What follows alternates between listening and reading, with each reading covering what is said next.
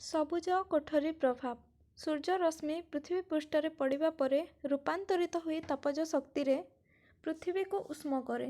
ପୃଥିବୀ ପୃଷ୍ଠରୁ ଏହି ତାପର ଏକ ଅଂଶ ଦୀର୍ଘ ତରଙ୍ଗଯୁକ୍ତ ଅବଲୋହିତ ବିକିରଣରେ ପରିବର୍ତ୍ତିତ ହୋଇ ବାୟୁମଣ୍ଡଳକୁ ପ୍ରତିଫଳିତ ହୁଏ। ଏହି ବିକିରଣର ଅଧିକାଂଶ ଭାଗ ମହାଶୂନ୍ୟକୁ ଫେରିଯିବା ବେଳେ ଏହାର କ୍ଷୁଦ୍ର ମାତ୍ର ଆବଶ୍ୟକ ଅଂଶ ବାୟୁମଣ୍ଡଳରେ ପ୍ରାକୃତିକ ଭାବେ ଥିବା ମିଥେନ୍, ଅଙ୍ଗାରକାମ୍ଳ, କ୍ଲୋରୋଫ୍ଲୋରୋକାର୍ବନ ଦ୍ୱାରା ଶୋଷି ହୋଇଯାଇଥାଏ ଏବଂ ପୁନର୍ବାର ପ୍ରାକୃତିକ ଉପାୟରେ ତାପଶକ୍ତିରେ ରୂପାନ୍ତରିତ ହୋଇ ପୃଥିବୀ ପୃଷ୍ଠକୁ ପୁନଃ ପ୍ରତିଫଳିତ ହୁଏ।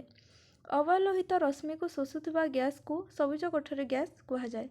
ଦ୍ୱିତୀୟ ବିକିରଣ ନିମ୍ନମୁଖୀ ପ୍ରଭାବକୁ ସବୁଜ କୋଠରୀ ଫ୍ଲକ୍ସ କୁହାଯାଏ। ଏହା ଫଳରେ ପୃଥିବୀ ପୃଷ୍ଠର ତାପମାତ୍ରା ମହାଶୂନ୍ୟକୁ ଫେରିପାରେ ନାହିଁ ଓ ବାୟୁମଣ୍ଡଳରେ ଆବଶ୍ୟକ ତାପମାତ୍ରା ବୃଦ୍ଧି ହୋଇଥାଏ।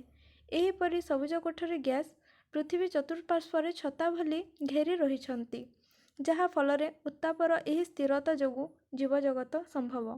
ଯେପରି କାଚଘର ମଧ୍ୟରୁ ତାପଜ ଶକ୍ତି ବାହାରକୁ ବିକିରିତ ହୋଇ ନ ପାରି ବାହାର ଅପେକ୍ଷା ତାପମାତ୍ରା ଅଧିକ, ଏଭଳି ଭାବରେ ପୃଥିବୀର ଉଷ୍ଣତା ରକ୍ଷା ହେଉଥିବାରୁ ଏହାକୁ ସବୁଜ କୋଠରୀ ପ୍ରଭାବ କୁହାଯାଏ। ବିଶ୍ୱ ତାପମାତ୍ରା ଏହାର ଏକ ପ୍ରଭାବ।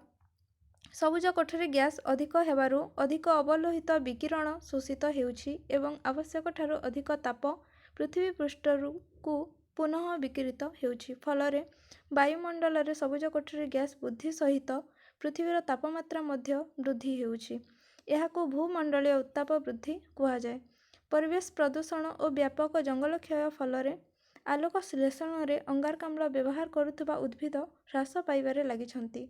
ଅଙ୍ଗାରକାମ୍ଳ ଅପେକ୍ଷା ମିଥେନ୍ %20 ଅଧିକ ତାପ ଶୋଷଣ କରେ। ଜୈବିକ ପଦାର୍ଥର ବିଘଟନ ଗାଈର ପାକକ୍ରିୟାରୁ ମିଥେନ୍ ଗ୍ୟାସର ସୃଷ୍ଟି ହୁଏ। ବର୍ତ୍ତମାନ ବାୟୁମଣ୍ଡଳରେ ମିଥେନ୍ 2 ଗୁଣା ବୃଦ୍ଧି ପାଇଛି। ନାଇଟ୍ରସ୍ ଅକ୍ସାଇଡ୍ ତାପ ଶୋଷଣ କ୍ଷମତା ଅଙ୍ଗାରକାମ୍ଳଠାରୁ ଗୁଣା 300। ଜମି ଚାଷ ଜୀବାଶ୍ମ ଦହନ ଫଳରେ ଏହି ଗ୍ୟାସ ନିର୍ଗତ ହୁଏ।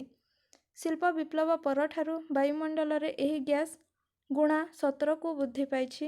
ଏସିରୁ ନିର୍ଗତ କ୍ଲୋରୋଫ୍ଲୋରୋକାର୍ବନ ଏହାର ଏକ ମୁଖ୍ୟ ସବୁଜଗୃହ ଗ୍ୟାସ। ଏହି ଗ୍ୟାସ ଓଜୋନ ସ୍ତର ହ୍ରାସ ପାଇବା ପାଇଁ ଦାୟୀ। ଧନ୍ୟବାଦ।